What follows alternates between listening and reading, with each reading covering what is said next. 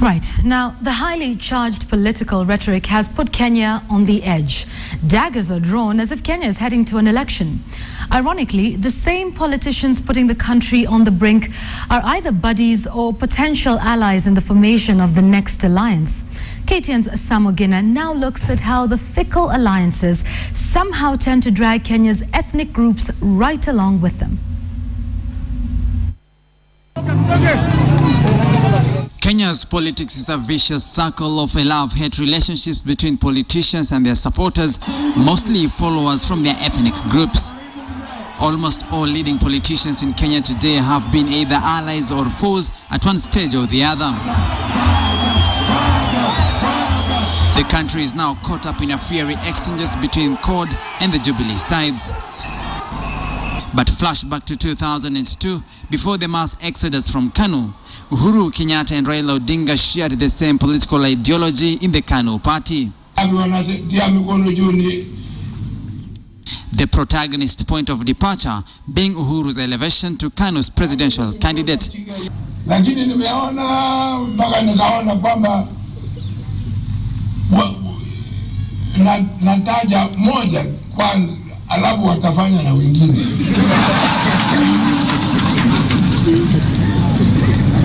Na huyu mzee Uhuru. Then still considered as a novice and former President Daniel Moi's project. Kwa nini mimi nasema mzee Uhuru Kenyatta atakuwa mzee wa mji hata kama ni kijana hivi? They would later close ranks again in 2005 referendum campaigns. Raila decamped from government to be joined by Uhuru in championing for the rejection of the 2005 draft constitution.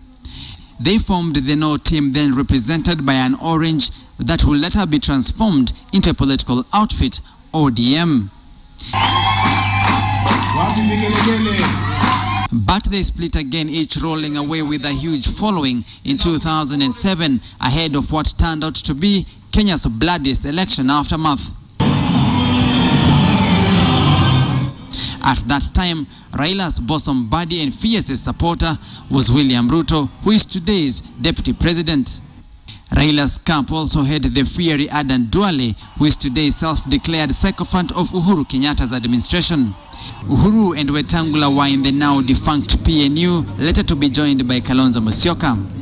Na siku ya ukombozi ni tarehe 7 mwezi wa 7.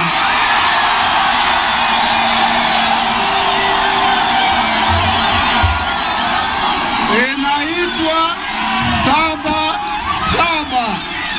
7-7. Kama Jubilee imekataa mazungumzo tarehe 7 mwezi wa 7 kuanzia asubuhi, siku hiyo itakuwa ni siku ya likizo, hakuna kazi Kenya hii. But now they are going at each other as if they have always been enemies. Their followers on the edge, with hate messages flying from one tribe to another and leaflets warning members of some tribes to leave some parts of the country.